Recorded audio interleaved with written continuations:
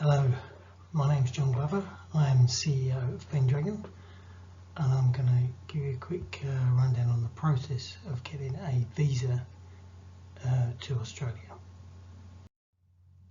Who is Pendragon, I hear you ask? Pendragon is a visa and contractor management specialist company. We help qualified international skilled individuals with visa advice and migration services to fulfil their life plan to live and work in Australia. We have a government approved on-hire agreement for work visas into Australia. That means we can become a surrogate sponsor, and we can talk about that a little bit later. Pendragon provides a highly professional but personalised service that makes contractor management and obtaining a visa hassle-free, making your life easier. Today we're going to talk a little general information about visas. What's the best visa for you? How you look, how we find out what the best visa is for you, and potentially your permanent residency. We'll talk about the TSS 482 temporary skill shortage visa, and a little bit about the permanent visa. They're very similar the way you approach them. So then we'll talk about the government list, the short-term list, long-term list, and the priority skilled list. And on this occasion, because it's a recording, sadly to say we won't be able to do any questions and answers, but you'll have contact details and you can get hold of us. Here's a disclaimer first. I must say that at this moment in time, this is the information that we have at hand. I don't have a crystal ball as to what will occur in the future. First thing you have to do, and really immigration is all part of the puzzle. First thing we have to do is look at your CV and look at your credentials on your CV, and you make sure you put your credentials in. This may seem, pretty obvious to you. However, we need to look at your qualifications and your credentials on your CV, and then particularly your years of experience within the occupation you're looking to be nominated under, or we assume you're going to be nominated under because it's the skill you have. One thing you must remember is you need to know you qualify for a visa before you do anything else. Once you know you can qualify, then we can go through the process, and we can do an assessment at this point to check your situation. Sometimes the main thing is you have to have a relevant degree or diploma or qualification plus at least 2 years post-qualification employment experience. Sometimes 5 years relevant work experience will substitute for the degree, diploma or relevant qualification. So once we've looked at the CV, we then move on to what the government has on their list. This is the 4-year list and this is the 2-year list. What means that if you're on this list, you'll be able to get a visa for up to 4 years and then plus another 4 years. If you're on this list, you can get a visa for up to 2 years and another 2 years. From this, you can get PR. From this list, it's very hard to get PR. You can't get PR directly from this list unless you get sponsored in a regional scheme. And a regional scheme gives you the option to get PR, and after about 3 years. So if you get sponsored in the regional area by a company, then you can, even if you're on the short-term list, you can apply for permanent residency. On the medium list, the 4-year list, you can apply for permanent residency anyway. Sometimes you need a company to sponsor you still, but you can apply. So there's a route to PR that way. There's not a direct route here to this one, but if you go down the regional route, then there is opportunity. So we find out which one of these lists you fit on. Then we also look at the occupation, the priority skills list, which has 44 occupations on it. These occupations have been picked by the government as occupations that are needed in the country now. And people have been coming in all year on these 44 occupations. I have listed below here the relevant websites that you can go to find out which one of what lists these are, and what the regional stuff's about, and also these 2 lists here so that you can check to see if you're on either of those. And we will do that at the point of checking your CV. We will say you can come on this list here, or this list here, and you are on the priority list and you can apply quicker to get into Australia at the moment. Or we'll recommend that you look at this list, this way of doing it, if you're looking for PR. Sometimes you might come in on this and then move to this. So there's different ways of doing it, but we can do that at the beginning, looking at CV and checking that you're on this list. The next thing to do is there's a government book, and basically the government will look at this, the Department of Immigration will look at this as being what the skills they expect you to have if you qualify as, say, an engineering manager. They have a book with all the job descriptions of Australia and New Zealand in it, and in that book they also have what they deemed to believe to be the main tasks that you must do in that job. This means that this area here must match your CV, or 80% of it you must say that if you're one of these engineer managers, then at least 80% of what they're saying you must do in that role should be in your CV. And also here you'll notice again they're mentioning the fact that you can have the equivalent of have a level skill commensurate to a bachelor or degree or higher qualification, or at least 5 years experience. So once again, we'll look at that when we look at your CV. We'll look at that to see which list you fall on, and then we'll check that the three of them match. And then we'll have a look inside your CV and make sure all these tasks are in there. Once again, there's a link there that should get you to the ANZCO website, and you can type in your own qualification there, and or occupation, should I say, and you can find out from there what it says you have to do and what the rules are to get the visa there. Then we move on to the next thing, which is a company. The company, if you are being sponsored, you must find a company that's going to sponsor you. When you find that company to sponsor you, they must have a job description. Once again, that job description has to match the information that the government is looking for. It obviously has to match what's on your CV, and it must have the duties and salaries offered, and it must abide by any caveats. Normally these are salaries, but it must abide by any caveats. Now this is for any TSS 482 or employee nomination PR visa. If you're applying direct with the point system, you don't have to have a job. So it's only if you've got to be sponsored by a company at any point that you need this job description to match up the ANZCO codes on the previous slide, and obviously match up your CV. Once again, here's a link to check out the Home Affairs government site for what the skills are, and maybe the caveats that may apply to them. Okay, so basically, once you've got 1, 2, 3, and 4 all together like a jigsaw, they all fit together because you've had your CV checked, you've looked at the government lists and you fall on one or the other lists. We've checked your ANZCO description matches your CV, so now you've got 3 parts of it.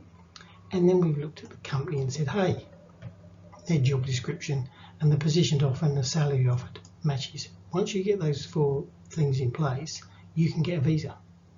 And once again, as I said, a degree or diploma plus 2 years experience, on the job experience, after obtaining your relevant skills must be had, or you can, as I said, have 5 years of relevant experience. Some of this just changed slightly with some of the things, some of the credentials here, but we can look at that at your CV. So what we're going to do here really at the CV level is you send the CV, we do a free assessment here, and at that point we work out how we're going to bump around and get to all of these the way you want to, so you can come to Australia and work. This is how the process works then. Once we know your CV has been checked and you can apply, we then talk to the company, or whoever talks to the company. One of the things, they've got a lot of things they have to do, but one of the things they must do is a thing called labour market testing. They must do labour market testing here, and they must place 3 ads for 28 days on the job sites, 3 different job adverts on different job sites. One must be on the government site. And and there's a link to the government site. Once they've done that for 28 days, then you can sign docs, and they can lodge the application or the nomination to sponsor you, to be able to sponsor you with the government. So they get their nomination approved, and then you can apply for an individual visa, which is what we do here. Now you can do the two together, but sometimes we don't, because if there's an issue with this bit, we then can have a look at this and see how that matches to this, because this is separate to this. If you put the two in together, obviously then you can't change anything, but we do that sometimes because we know that everything's going to match, and that's fine. So it applies for the visa, you get the nomination, applies for the visa, get the visa granted, there's a visa, you obtain the visa and it says, hey, you can come into the country now. So at the moment, what you've got to do next is you've got to go over here and you've got to look and ask for a COVID travel permit. Now this may change over the coming months, obviously, because hopefully Australia will open up more and things will change, but at this moment in time you have to ask for a travel permit. If you're on the priority skills list, or you're going to be working for a priority skills industry, that's another list, then the speed of this working is far faster at the moment. But as I said, Australia is going to be very short of people, and is short of people now, and is looking forward to opening up and getting some skills into this country. Once you've applied for that and you get it, you can come into the country and work for the company. The one thing you must remember is you have the same work rights as any Australian. So you literally are working just like any Australian. You can change jobs, you can do what you like. The only thing is, when you change jobs, you must find a new company to sponsor you. Once a new company is found and they can sponsor you, then you can change jobs. You are not controlled at all by the nomination or the visa entity, the company that's sponsoring you. They've only got a nomination to be able to sponsor you. You own your visa and you can take it off to another company if they're willing to sponsor you. On that note, Pendragon is in a very interesting situation. Pendragon has the on-hire ability. So in other words, we have a Department of Home Affairs government approved on-hire agreement, which means we can act as your surrogate sponsor. So therefore you may not need to be sponsored directly by the company. We may be able to sponsor you and you go and work for that company. Companies who cannot or do not want to sponsor the individual you can use our services to sponsor and run their international skilled workers, which is you, for them. So basically we can step in and we can become the surrogate sponsor and say, hey, well, we can sponsor you on your behalf if the company doesn't want to sponsor you, or the company is in a position where they don't want all the fuss, or they don't need to, or they just want you as a contractor even. This is where we may be able to look at a contracting role. What this gives you is freedom to move around any job, anytime. It means that if you do lose your job, or you do want to move on, or you do have an opportunity to go elsewhere, we're still your sponsor, so you don't have to go looking for another sponsor and going through all that paperwork and expense for the company and you. You can literally go off as long as it's the same amount of money you're being paid or more, and it's basically a same skill set. You can literally go to another job at that point. So, and we'll talk to you about this right at the beginning anyway. We also provide you with a letter stating you can be sponsored. That's really good, because even with that, you can take that to any company and you say, hey, I've been checked, I can be sponsored, so if you want to sponsor me, please do. We then as a company could help you and the company do that paperwork, or as I mentioned before, we could become your surrogate sponsor and look after you on behalf of the company and work with you and the company so you can live and work in Australia. So it's a good option to look at this, and we'll advise accordingly and let you know what we think the best route is for you for your life plan to get a visa and live and maybe spend and get PR, for Australia. Quick roundup. Obviously we've gone past October the 11th. We've obviously got past 70% full vaccination target. We're actually past 80% now. So as of the 18th of November, we can have a lot more freedom within New South Wales. Now, what's happening is in the 1st of December is we're looking to open up the whole of New South Wales for everyone, and they're talking about the 1st of November. Sorry, that's not November, that's October. Just change that a bit there. October. I'll just take that out of there. So 1st of October. But on the 1st of November, they're looking about opening up the country to internationals. Now, the first set of internationals that will be coming in will be for expats returning here. So in other words, it will be Australians with PR or anybody with PR or an Australian passport, and they're going to open it up with no if you're double vaxxed, then you don't have to do any quarantine, you don't have to do 2 weeks in a hotel or anything like that. Some of that information is here, and obviously it's going to be updated on a day-to-day basis, as we all know, in these COVID times. So Australia's looking to open. We're ready to take you. We really want to look after you. All we need to do now, you need to start the process of getting your CVs checked, checking out how you get a job, checking out how you get into this country, and that you can, and then just move on it, because we're going to be wanting people in this country right across.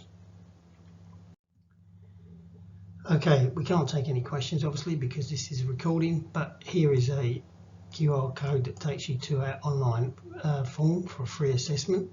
This is also a nice little app that you can go to do your own assessment and get some other information about whether you qualify, and also some other information in general about Australia. This is mine. I'm John Glover, Managing Director. This is Angie Hall, she's the area manager. Here's our phone number. Once again, here's the QR codes for both.